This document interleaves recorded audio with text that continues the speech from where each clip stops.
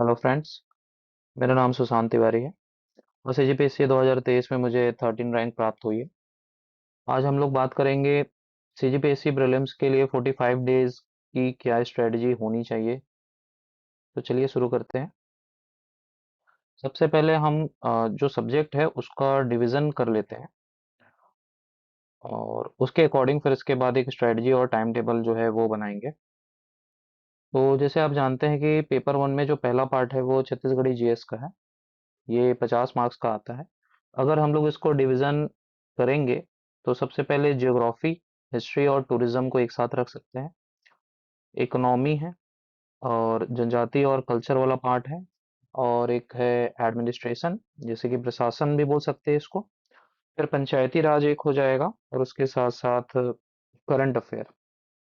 तो इस तरीके से छत्तीसगढ़ जीएस को डिवाइड कर लीजिए। फिर इसके बाद अगला पार्ट इंडिया जीएस का है। ये भी 50 मार्क्स का होता है। इसमें सबसे पहले संविधान, फिर इसके बाद इतिहास, economy, geography, science tech, philosophy और कल्चर, और फिर करंट अफेयर इसमें भी रहेगा। तो इस प्रकार से सबसे पहले आपको पूरे सिलेबस को, पेपर वन का जो पार्ट है उसको आपको सभी सब्जेक्ट्स को एक बार डिवाइड कर लेना है और समझ लेना है कि क्या क्या सब्जेक्ट हमको पढ़ना है। तो इसके बाद पेपर टू को भी इसी प्रकार से सब्जेक्ट देख लेते हैं, इसमें क्या क्या देखना है। तो सबसे पहले लैंग्वेज है। ये लगभग 35 मार्क्स का आ रहा है। कभी कभी 15 से 20 मार्क्स के भी आते हैं, लेकिन अभी देखा गया है कि पिछले 2-3 एग्जाम में ये 35 तक आ रहा है। तो इसमें सबसे पहले हिंदी और दूसरा है छत्तीसगढ़ी। ये दो लैंग्वेज पढ़ना है यहाँ पे। इसके साथ है मैथ्स और साथ में है रीजनिंग। तो रीजनिंग में इसके अंदर जो है वो कम्युनिकेशन स्किल भी आ जाता है और डाटा इंटरप्रिटेशन के जो सवाल हैं और कंडीशनल जो क्वेश्चन होते हैं वो सारे भी इसी के अंदर आ जाएंगे। तो अब बात कर लेते हैं स्ट्रैटेजी पे। तो प्रीलिम्स के लिए जो डेली बेसिस पे हमारी क्या स्ट्रैटेजी होनी चाहिए, पहले उस पे बात करते हैं। तो देखिए, इसमें हम लोग क्या करेंगे कि जो टास्क है हमारे, उसको हम लोग मेन टास्क, और दूसरा रहेगा कि मेन टास्क के बाद जो करना है उसमें हम लोग डिवाइड कर लेंगे। यानी मेन टास्क ऐसे टास्क है जिसको आपको प्रायोरिटी पे कंप्लीट करना है और इसे सबसे पहले टाइम टेबल में आपको कवर करना है। जो डेली टाइम टेबल है हमारा उसके हिसाब से। तो सबसे पहले छत्तीसगढ़ जो जीएस है उसको हम लोग 3 घंटे का जो है वो टाइम देंगे दिन में। और इसको हम क्या कर सकते हैं कि छत्तीसगढ़ जीएस को 3 पार्ट में वो 3 घंटे को हम डिवाइड कर सकते हैं। जैसे कि हिस्ट्री और टूरिज्म अगर हम लोग एक साथ रखते हैं तो उसे 1 घंटा हम डेली पढ़ सकते हैं। उसके साथ ही ज्योग्राफी, इकोनॉमी और एडमिनिस्ट्रेशन, इन सारे सब्जेक्ट को के लिए जो है अलग से 1 घंटा दिया जा सकता है। और जनजाति, कल्चर और पंचायती राज, इसको एक साथ रख के इसको 1 घंटे डेली जो है वो पढ़ा जा सकता है। अब इसमें देखिए अपनी अपनी स्ट्रेटजी हो सकती है। हो सकता है कोई किसी एक ही विषय को 3 घंटे तक पढ़े, और जैसे हिस्ट्री किसी ने उठाया तो ये कर सकता है कि 3 घंटे लगातार वो हिस्ट्री पढ़े। तो वो भी तरीका ठीक है। अपनी अपनी स्ट्रेटजी हो सकती है। 1.5-1.5 घंटे की 2 सब्जेक्ट लेके चल सकते हैं, आपको जैसा ठीक लगे। बट मेरा ये मानना है छत्तीसगढ़ जीएस 3 घंटे लगभग हमको पढ़ने ही चाहिए अभी। इंडिया जीएस के लिए भी वही स्ट्रेटजी है कि 3 घंटे हम इसको जो है वो डिवाइड कर लेते हैं, टाइम दे देते हैं 3 घंटे के हिसाब से, और इसे 3 पार्ट में इसे भी तोड़ लेते हैं। पहला पार्ट है कॉन्स्टिट्यूशन का, 1 घंटे का। मैं ये एडवाइस करूंगा कि बाकी सब भले ही आप टाइम अलग तरीके से एडजस्ट कर ले, लेकिन संविधान को डेली 1 घंटा आप जरूर समय दीजिए और उसको डेली लेके चलिए, क्योंकि बड़ा सब्जेक्ट है। कंटिन्यू रिवीजन में रहेगा तो वो प्रीलिम्स में अच्छा फायदा कर सकता है। दूसरे पार्ट के तौर पे हम हिस्ट्री, कल्चर, इकोनॉमी को एक सेक्शन बना सकते हैं और उसे 1 घंटा दे सकते हैं। तीसरे पार्ट में ज्योग्राफी, साइंस और जो बचे हुए सब्जेक्ट्स होते हैं जैसे कि टेक्नोलॉजी हो गया, एनवायरनमेंट हो गया, ये सब जो पार्ट है उनको एक साथ रख के आप 1 घंटे का टाइम देके उसको चल सकते हैं। और मैंने यहाँ पर जो अ, साथ में रखे हैं विषय, वो लगभग ऐसे रखे हैं कि अब एक बड़ा विषय है उसके साथ में 2 छोटे सब्जेक्ट है। जैसे कि एग्जाम्पल के लिए आप देखेंगे तो मैंने यहाँ पे हिस्ट्री रखा है, हिस्ट्री के साथ में फिर इसके बाद इकोनॉमी। इकोनॉमी ज़्यादा बड़ा पड़ता नहीं है तो आराम से आप कवर कर सकते हैं। वैसे ज्योग्राफी के साथ में साइंस और अदर्स को रखा है, तो उस हिसाब से आप टाइम टेबल अपना बनाइए। जैसे कि मैंने बोला कि 3 घंटे हैं, आप अपने अकॉर्डिंग डिवीजन कर सकते हैं, बट मेरे हिसाब से ये एक रफ आइडिया मिल जाएगा आपको कि किस हिसाब से आपको टाइम टेबल बनाना है। इसके साथ ही जो साइकिल है उस पे अगर हम लोग बात करें, तो यहाँ पर से अगर हमारे पास 45 डेज है तो हम इसको 40 डेज ही माने, लास्ट के 5 दिन हम छोड़ देते हैं अभी के लिए। और हम लोग क्या करेंगे कि पहला जो रिवीजन है ये सब्जेक्ट का, वो हमारा 20 दिन में हो जाना चाहिए, फर्स्ट वाला जो है।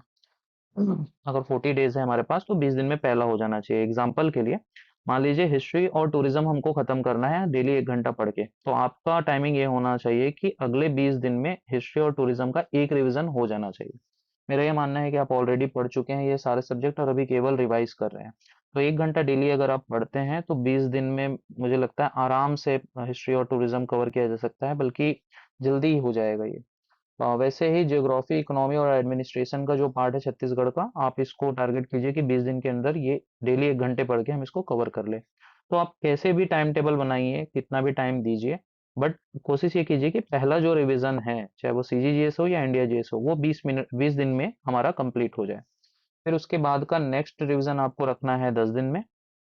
सेम चीज को आपको 10 दिन में फिर से एक बार रिवाइज करना है, और उसके बाद फिर आखिरी 10 दिन में फिर से आपको उसको रिवाइज कर लेना है। तो मेरा ये एडवाइस रहेगा कि कम से कम ट्राई कीजिए कि 3 बार वो आपके नज़र के सामने से जो ओवरऑल सब्जेक्ट है वो गुजर जाए। तो ये एक ही जगह पे अटकने से अच्छा है कि आप बार बार रिवाइज करें, उसमें आपको ज़्यादा फायदा मिलेगा।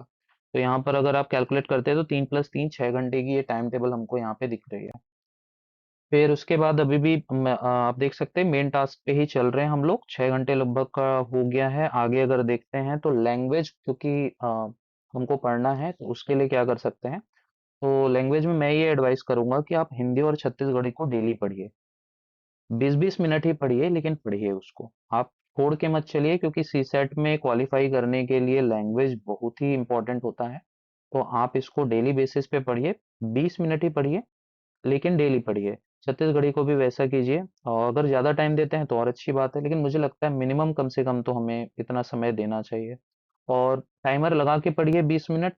ऐसा मत कीजिए कि 20 मिनट ही है तो आज अवॉइड कर देते हैं, ये वाला काम मत करो। जितना भी समय मिलता है आप उसको, 20 मिनट बहुत होता है। और लैंग्वेज ऐसा है कि एक दिन में याद नहीं होता है, मेरे हिसाब से डेली पढ़ना इसको बहुत ज़्यादा जरूरी है। ये तो ऑल टाइम पढ़ना चाहिए डेली बेसिस पे इसको, जो भी प्रीलिम्स या मेंस का प्रिपरेशन कर रहे हैं। मैथ्स और रीजनिंग के लिए क्या कर सकते हैं कि अगले 40 दिन इसके लिए आप अलग से एक समय निकाल लीजिए, कम से कम आधे घंटे इस पे प्रैक्टिस कीजिए। अगर किसी का मैथ्स रीजनिंग वीक है बहुत ज़्यादा, तो वो थोड़ा सा टाइम और बढ़ा सकता है, रीजनिंग पे वो फोकस कर सकता है। और मेरे ख्याल से इतना समय काफ़ी रहेगा। अगर थोड़ा बहुत बनता है मैथ्स रीजनिंग तो 30 मिनट काफ़ी है डेली पढ़ने के लिए। तो अगर आप यहाँ पे देखेंगे तो मोटा मोटी ये 1 घंटा है यहाँ पे, ठीक है, 70 मिनट करीब है। तो आपको ये 7 7 घंटे के करीब ही हो रहा है अभी टाइम टेबल के हिसाब से। अब देखिए वो जो 7 घंटे का था हमारा, वहां पर आपको उसमें से कोई भी चीज स्किप नहीं करना है, डेली बेसिस पे बहुत अच्छे से उसको पढ़ना है। यानी ये सिर्फ 7 घंटे की जो टाइम टेबल है, ये हमको फिर जब 7 घंटा आप उसको पढ़ लेते हैं, मेरे ख्याल से 7 घंटा पढ़ने के लिए कम से कम 8 से 9 घंटे की सिटिंग लग जाएगी। उसके बाद आपका आफ्टर मेन टास्क जो है वो थोड़े कम इम्पोर्टेंट, लेकिन जो काम है वो आ जाते हैं, उनके कंपैरिजन में कम है, लेकिन फिर भी ये डेली बेसिस पे होना चाहिए। तो इसके बाद आपको क्या करना है कि पहले उसको कंप्लीट कर लिए, फिर इसके बाद आप रिवीजन कीजिए कुछ बचे हुए टॉपिक्स को, जैसे कि इंडिया और सीजीजीएस के नोट्स हैं। मैं क्या करता था कि मैंने एक नोट्स अलग से बना के रखा था इंडिया और सीजीजीएस के, जिसमें कुछ इंपॉर्टेंट फैक्ट्स मैंने नोट करके रखे थे। तो मैं ये करता था क्योंकि उसे रिवाइज करना जरूरी है और वो जीएस को और ज़्यादा स्ट्रांग बनाता है और रिवीजन को इजी बनाता है। तो मैं उसके लिए 30 मिनट अलग से रख देता था, और 30 मिनट उसको पलटाता था। मेरे पहले से पढ़ा हुआ है तो कम से कम 3 4 पेज 5 पेज तो मैं उसमें रिवाइज कर ही लेता था। तो वो अगर लगातार मैं 40 दिन करता हूँ तो मुझे पता है कि वो नोट्स मेरा आसानी से कम 1 से 2 बार तो रिवाइज वो हो ही जाएगा। तो मैं भी एडवाइस करूंगा कि वैसा अगर कोई नोट्स आपके पास बना है, या कोई भी फैक्ट्स वाले नोट्स हैं, या अगर उसने आपने वही पीडीएफ अगर डाउनलोड कर लिया है, तो उसको डेली आप 30 मिनट लेके चलिए, वो फैक्ट को आपके और मजबूत कर देगा। दूसरा मेरा एडवाइस है कि आप ऑब्जेक्टिव सॉल्विंग जो है और जो मॉक पेपर्स है उसके लिए आप 1 घंटा और रख दीजिए अलग से। देखिए, आपको लग रहा होगा कि हम इतना पढ़ चुके हैं 7 घंटा, फिर उसके बाद कैसे पढ़ सकते हैं। मैं ये बोलता हूँ आप आसानी से पढ़ सकते हैं, क्योंकि ऑब्जेक्टिव सॉल्व करना है या मॉक पेपर के लिए हो सकता है कि टेबल पे आपको बैठना पड़े, लेकिन आप ये डेली तो करेंगे नहीं मॉक पेपर। हो सकता है 2 दिन में एक बार देंगे या 3 दिन में एक बार देंगे, तो ये कोई बड़ी बात है नहीं। ऑब्जेक्टिव सॉल्विंग ऐसा है कि आप किसी भी कंडीशन में आप उसको सॉल्व कर सकते हैं। कोई जरूरी नहीं है कि बैठ के आप लगातार जो है टेबल पे बैठ के उसको सॉल्व कर रहे हैं। आप आराम से बैठे हुए लेटे हुए आप अपना ऑब्जेक्टिव बुक पकड़ लीजिए और उसमें टिक मार्किंग करते जाइए। कोई बड़ा लोड लेने वाला चीज नहीं है मेरे हिसाब से, क्योंकि इसमें कुछ याद करना होता नहीं है। जो हम पढ़े हुए हैं उसी को केवल टिक मारना रहता है, तो मजे से ये काम आप कर सकते हैं। उसके लिए ज्यादा टेंशन लेने वाला बात नहीं है। अगर कभी 1 घंटे नहीं हो पाया किसी दिन, कोई बात नहीं, आप 30 मिनट कर लीजिए, 20 मिनट कर लीजिए, 10 मिनट कर लीजिए, लेकिन ऑब्जेक्टिव सॉल्व दिन में कम से कम 10-20 मिनट कोशिश करिए करने के लिए। 1 घंटे तक कर पाए तो बहुत अच्छी बात है। फिर इसके बाद बच जाता है मेन चीज, वो है करंट अफेयर। देखिए, मैं क्या करता था, मैं करंट अफेयर जो सब्जेक्ट है, इसको मैं कभी भी अपने मेन टाइम टेबल के कोर में नहीं रखता था। यानी मैं ये नहीं सोचता था कि करंट अफेयर के लिए मैं अलग से टाइम दूंगा। मैं सारी चीज़ों को पढ़ लेता था मेन टाइम पे। फिर उसके बाद जितना भी समय बचता है, अब जैसे मान लेते हैं हमने 8 घंटे के आसपास की सिटिंग ले ली, अब उसके बाद जितना भी टाइम बच रहा है, जैसे कि मैंने यहाँ पे लिखा है कि जब तक है जान, उसके बाद जब तक आपके पास जान है, आप करंट अफेयर को पढ़िए, देखिए या रिवाइज कीजिए। इसके लिए आप क्या करिए, कोई भी ऐसा टाइम होगा जिसमें आप टेबल में नहीं बैठ रहे, खाना बना रहे होंगे, खाना खा रहे होंगे, ट्रैवल कर रहे होंगे, यहाँ तक कि सोने से पहले कुछ टाइम आप मोबाइल चलाते हैं, उस टाइम पे भी आप क्या कीजिए, करंट अफेयर के वीडियो लगा दीजिए। कहीं घूम रहे हैं, फिर रहे हैं, कुछ भी कर रहे हैं, आप करंट जो है कंटिन्यू देखिए अगले 40 दिन। मेरा यही एडवाइस रहेगा कि 1 मिनट भी आप अपना वेस्ट मत कीजिए, क्योंकि एक करंट का क्वेश्चन भी अगर एक्स्ट्रा बन गया तो वो कट ऑफ पार लगा देगा। तो आपके पढ़ाई के टाइम जो है, आप यहाँ पर ये नहीं बोल सकते कि मैं 6 घंटे ही पढ़ूंगा, मैं 7 घंटे ही पढ़ूंगा। मैं तो ये मानता हूँ कि अभी जो बचे हुए 45 दिन है उसमें कोई टाइम टेबल है ही नहीं कि मैं इतने घंटे पढ़ने वाला हूँ। यहाँ पे जो टाइम का काउंट है वो लगभग बंद हो जाता है। लेकिन फिर भी एक स्ट्रेटजी के लिए सारे सब्जेक्ट साथ में चले, कोई छूटे मत, इसके लिए हमको टाइम टेबल रखना जरूरी है। तो मेरे ये एडवाइस है कि आप खत्म कीजिए अपना main time table, main task को, और उसके बाद फिर बचे हुए टाइम पे आप ये, अगर फैक्ट्स के कुछ नोट्स है वो आप 30 मिनट रिवाइज कर लीजिए, कुछ देर ऑब्जेक्टिव सॉल्व कर लीजिए, 3-4 दिन में एक बार टेस्ट दे दीजिए मॉक का, last year question paper solve कर लीजिए। और करंट अफेयर बचा हुआ जितना भी आपके पास टाइम मिलता है, मेरे ख्याल से ये खाना बनाते खाते समय मोटा मोटी आप देखेंगे आपको 2 से 3 घंटे डेली मिनिमम मिलेंगे। तो उसमें आप जितना देख सकते हैं करंट आप देखते जाइए। 40 दिन बहुत होता है कवर करने के लिए, अगर आप जीरो में भी होंगे आप आराम से कवर कर लेंगे। तो ये प्रीलिम्स के लिए है डेली बेसिस की जो स्ट्रेटेजी है। तो आप देखेंगे कि 40 दिन के लिए हमने बात किया। अब हम लोग बात कर लेते हैं थोड़ा सा कि आखिरी के 5 दिन क्या करना है हम। तो आखिरी के 5 दिन जो हमको फोकस रखना है, इसीलिए मेन सब्जेक्ट हमने पहले खत्म कर लिया। उसकी बात हमने पहले कर ली। अब हम आखिरी के 5 दिन में जो फोकस डालेंगे वो डालेंगे पूरा करंट अफेयर। आप लगातार 40 दिन आप करंट अफेयर पढ़े, अब आखिरी 5 दिन आपको केवल करंट अफेयर पे पूरा फोकस डाल देना है। क्योंकि क्या होता है कि लास्ट में नया चीज पढ़ नहीं सकते और मैक्सिमम चीज रिवाइज हो जाए रहती है, वो दिमाग में आ जाता है।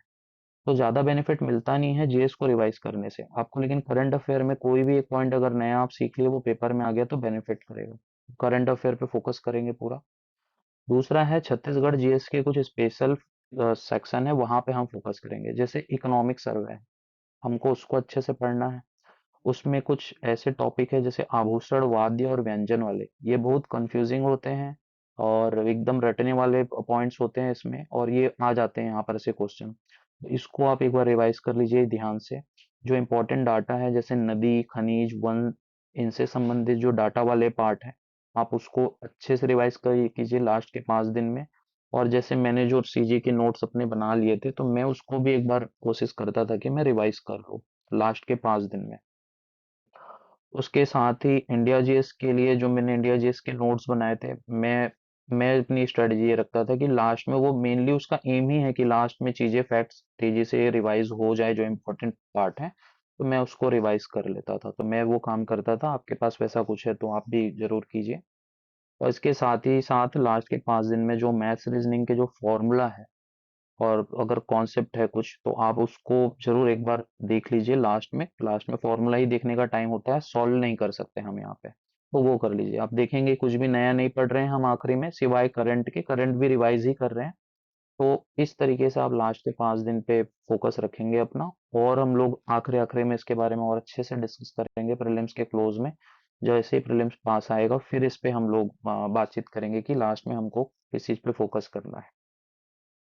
अब मैं अपना कुछ एक्सपीरियंस मैं आपको बता देता हूँ प्रीलिम्स को लेके, और इसके टाइम टेबल को लेके, स्ट्रेटजी को लेके, कि देखिए होता क्या है कि हम लोग खुद को जो टास्क देते हैं या टाइम टेबल बनाते हैं, जरूरी नहीं है कि ये सभी टास्क रोज कंप्लीट हो सकता है कभी सीजीजीएस का टाइम टेबल आप बनाए हैं, वो उसमें कोई सब्जेक्ट नहीं कर पाए, कभी इंडिया में कभी लैंग्वेज छूट गया, किसी दिन आपने ऑब्जेक्टिव सॉल्व नहीं कर पाया, वो कोई दिक्कत नहीं है। कभी कभी ऐसा होता है कि हर चीज तो कवर नहीं होगा, किसी दिन किसी टाइम पे कुछ छूटेगा, किसी टाइम पे कुछ छूटेगा, लेकिन आपको करते जाना है, कोशिश आपको डेली करनी है। ऐसा ना हो कि डेली एक ही सब्जेक्ट छूट रहा हो। मैं यही बोलूंगा, कभी भी एक सब्जेक्ट लगातार नहीं छूटना चाहिए, वो खतरा है। जैसे मान लीजिए आप रोज आप हिंदी और छत्तीसगढ़ी पढ़ना भूल जा रहे हैं, फिर दिक्कत वाली बात है। तो वैसा नहीं होना चाहिए। तो पहला पॉइंट ये ध्यान में रखें। दूसरा ये है कि 100% एफिशिएंसी हम कभी भी नहीं रहता किसी का भी। जैसे एग्जांपल के लिए किसी ने बोला है कि मैं 1 घंटे में इतना खत्म कर लूंगा, टारगेट रखा है, मान लो एक चैप्टर खत्म कर लूंगा, तो कर ही देगा, ये जरूरी नहीं है ना। जरूरी नहीं कि एफिशिएंसी उतनी रहेगी, कभी आप कम भी पढ़ पाएंगे, हो सकता है किसी दिन बड़ा अच्छा पढ़ ले, बट 100% कभी नहीं आता। मैं ये मानता हूँ कि अगर 70-80% का एफिशिएंसी है तो बहुत है। मेरा ये मानना है, उतना भी काफी होता है, क्योंकि दूसरे लोग उतना भी नहीं कर पाते हैं। आप ये हमेशा ध्यान में रखें कि हम कम से कम ट्राई तो कर रहे हैं, बट हर कोई कर पाएगा ये जरूरी नहीं है। तीसरा है कि पढ़ाई अगर नहीं हो पा रही है, किसी भी कारण से आपको लग रहा है कि मेरी पढ़ाई नहीं हो रही है, मैं हर चीज सही कर रहा हूँ, सारा ट्राई कर रहा हूँ, फिर भी नहीं पढ़ पा रहा हूँ, तो मैं हमेशा ये पाया हूँ कि जब पढ़ाई नहीं हो पाती है, तो टाइम टेबल या स्ट्रेटेजी में कुछ ना कुछ दिक्कत है, कुछ ना कुछ प्रॉब्लम होता है। क्योंकि हमारा माइंड कई बार, अगर हम बहुत ज्यादा स्ट्रिक्ट टाइम टेबल बना लेते हैं, या दिमाग को ये लगता है कि इस टारगेट को अचीव नहीं किया जा सकता, तो माइंड जो है वो ना सपोर्ट करना बंद कर देता है, काम करना बंद कर देता है टारगेट की तरफ।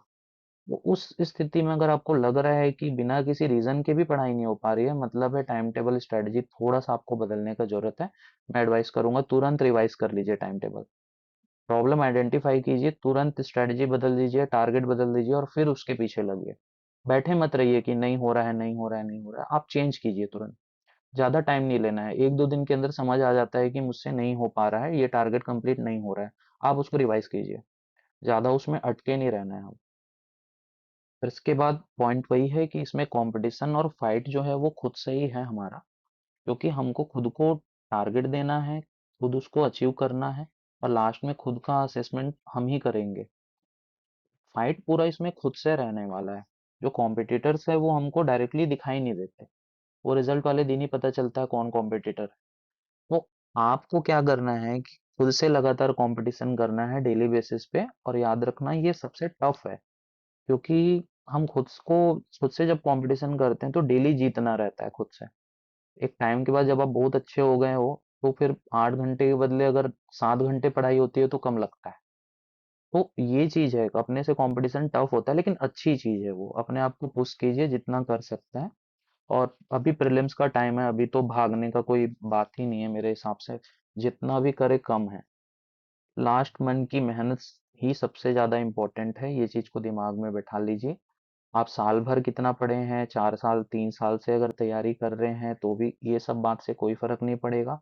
आखिरी के महीने जो बहुत अच्छे से मेहनत कर दिया है, लास्ट के 40-45 दिन जिसने तेजी से दौड़ लगाया है, सारे सब्जेक्ट को अच्छे से कवर किया है, वो प्रीलिम्स में ओवरटेक कर जाएगा और क्वालिफाई कर जाएगा। क्योंकि देखे होंगे आप, 2-3 नंबर 4 नंबर का ही बॉर्डर होता है, और वहीं पे फंसते हैं सबके सब। तो आप थोड़ा सा अपना मेहनत बढ़ा दीजिए, कोई बात नहीं, 40 दिन की बात है, फिर उसके बाद तो थोड़ा सा कम से कम 1-2 हफ्ते के लिए तो सुकून रहेगा वहां पे।